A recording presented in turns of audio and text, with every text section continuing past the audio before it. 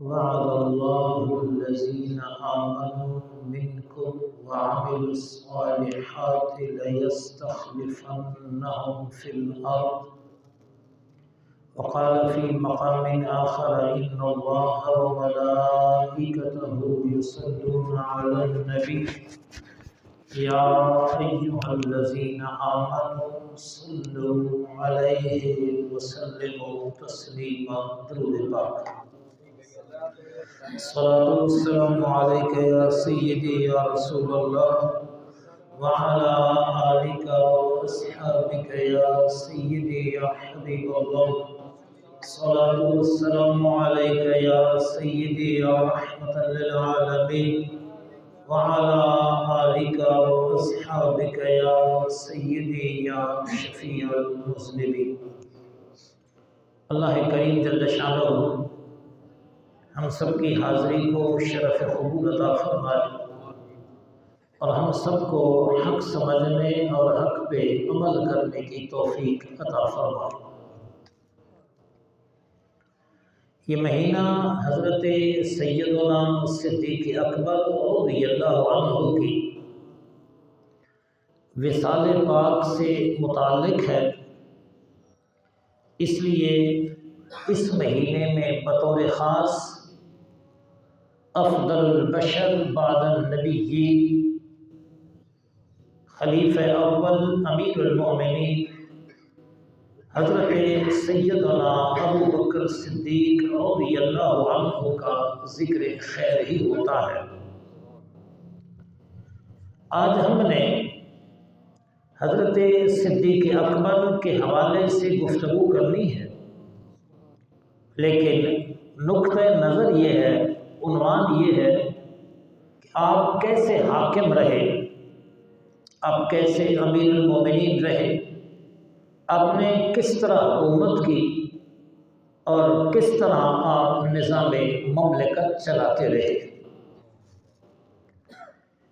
قرآن مجید میں رب کریم نے فرمایا وعد اللہ الذین آمنوا، اللہ پاک نے مومنوں کے ساتھ وعدہ کیا،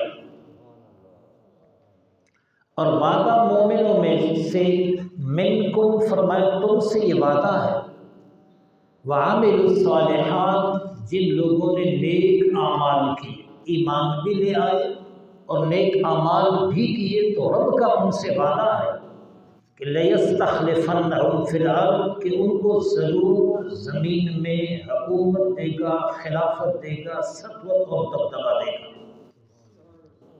جو صاحب ایمان ہیں اور جو اعمال صالحہ کے پیکر ہیں، رب نے ان سے وعدہ فرمایا کہ ان کو خلافت دی جائے گی. ابن کثیر نے اس آیت مبارکہ کو لے کے لکھا کہ یہ آیت مبارکہ حضرت سیدنا صدیق اکبر کی حکومت پر فٹ اور منطبق بیٹھتی ہے، چونکہ جیسے صاحب ایمان صدیق اکبر تھے، جیسے اعمال صالحہ کرنے والے صدیق اکبر تھے، ان کے مقابلے میں کون اتنا صاحب ایمان ہو سکتا ہے، ان کے مقابلے میں کون اعمال صالحہ والا ہو سکتا ہے. سو رب نے اپنا وعدہ پورا کر دیا، ان کو خلافت سے نوازا. اور حضرت صدیق اکبر رضی اللہ عنہ اس وقت خلیفہ بنے جب نبی کریم علیہ السلام دنیا سے تشریف لے گئے. تمام صحابہ جمع ہوئے اور اجماعی طور پر تمام صحابہ نے صدیق اکبر کو اپنا رہبر، رہنما، خلیفہ، امیر المومنین چن لیا، اور یکے بعد دیگر سب صحابہ کرام نے آپ کے ہاتھ پہ بیعت کی. اس دوران جناب علی تشریف لائے تو جناب علی کہنے لگے لما قبض النبی صلی اللہ علیہ وسلم، کہ جب حضور اس دنیا سے تشریف لے گئے، نظرنا فی امرنا، ہم نے اپنے معاملے میں غور و فکر کیا، کیونکہ جب حضور جلوہ گر تھے سارے معاملات حضور خود نمٹاتے رہے، لیکن جب حضور تشریف لے گئے نظرنا فی امرنا، ہم نے اپنے معاملات میں خود غور کیا کہ ہم کیا کریں گے. فوجدنا النبی صلی اللہ علیہ وسلم، قد قدم ابا بکر فی الصلاۃ، فرمایا ہم نے دیکھا کہ نبی کریم علیہ السلام نے نماز کے لیے صدیق اکبر کو خود آگے بڑھایا۔ حضور کا یہ عمل ہمارے سامنے تھا کہ 1,24,000 کم و بیش صحابہ کرام موجود تھے، لیکن ان میں صدیق اکبر کو میرے آقا نے خود آگے کر کے مصلی پہ کھڑا کر دیا۔ فرمایا فردینا لدنیانا من رضی رسول اللہ صلی اللہ علیہ وسلم لدیننا، فرمایا اللہ کے نبی جس صدیق پر ہمارے لیے دین پر راضی ہو گئے، ہم اسی صدیق کو آگے کرنے میں دنیا پہ راضی ہو گئے۔ کیا مراد کہ جب حضور نے دینی اعتبار سے صدیق کو آگے کر دیا تو ہم اس بات پر راضی ہو گئے، ہم نے دنیاوی طور پر بھی صدیق اکبر کو آگے کر دیا۔ فقدمنا ابا بکر رضی اللہ عنہ، فرمایا پھر صدیق اکبر کو ہم نے آگے کر دیا۔ ایک بہت بڑے سوال کا یہاں پر جواب دیا گیا۔ کچھ لوگ پاپڑ بیلتے ہیں اور وہ کہتے ہیں کہ صدیق اکبر کو صرف سیاسی فضیلت حاصل تھی، روحانی فضیلت صدیق اکبر کو حاصل نہ تھی۔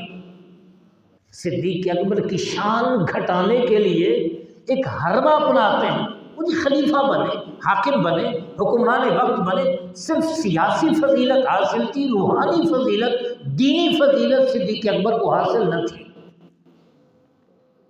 اور کہلاتے بھی ہیں کہ ہم سنی ہیں، ایسے لوگ بھی وجود میں آ گئے۔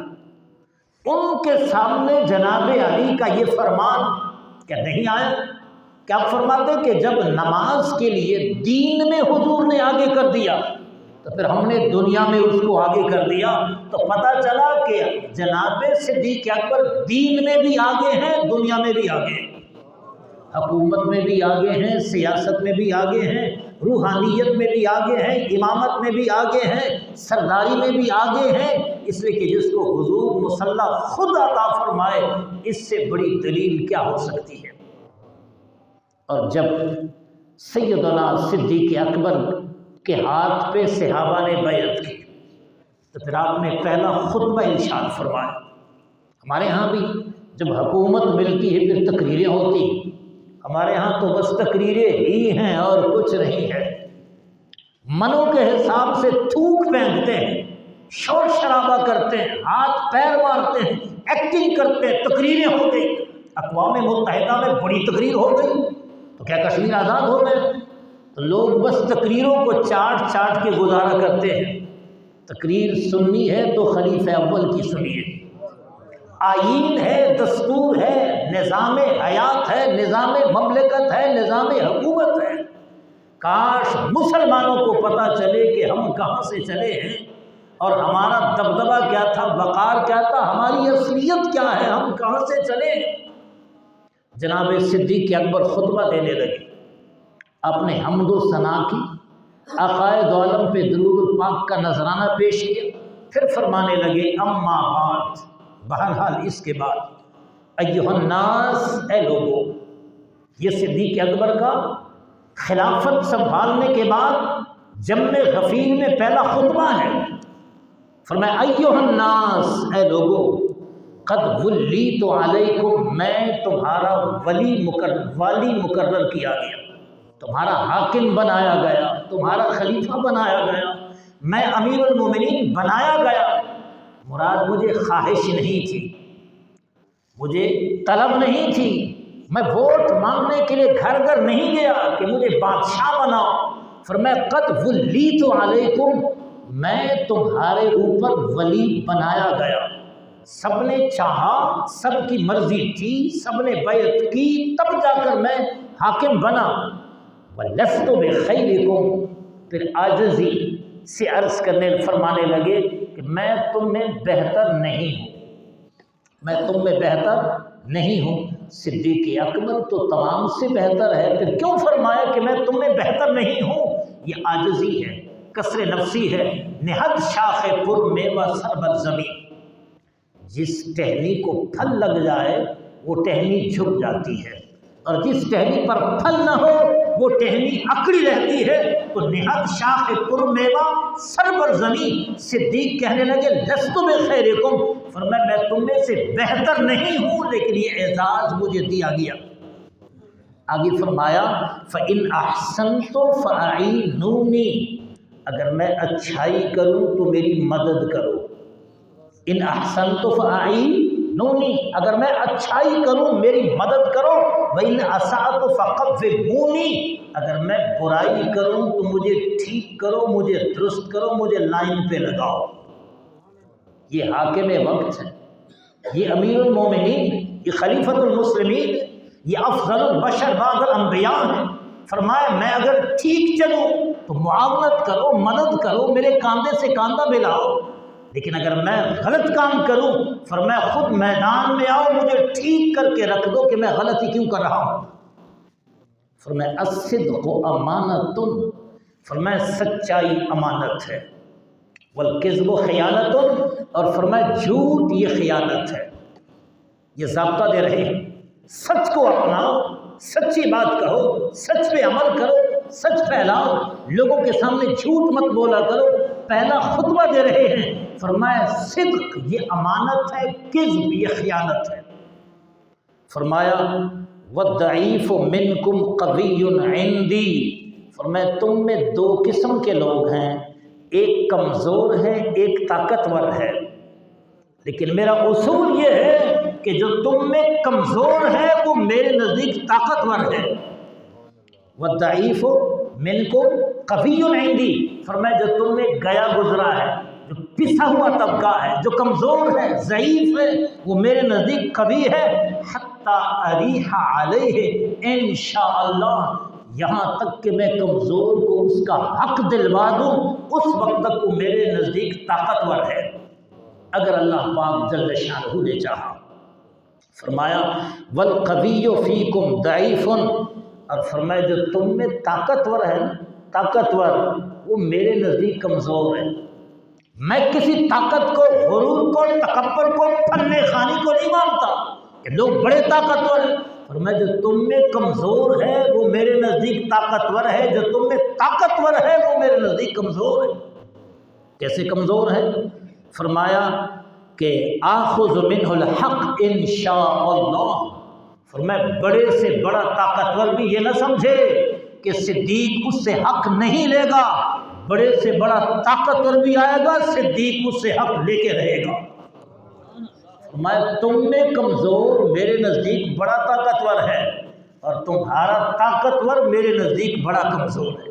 یہ نظام ہے، یہ مدینے کی ریاست کا والی بول رہا ہے، یہ کوئی یہود کا ایجنٹ نہیں جو کسی پر مسلط کر دیا جائے اور اس کو تقریر لکھ کر دی جائے اور چرس پی کر وہ تقریر کرے اور قوم کہے واہ واہ واہ واہ۔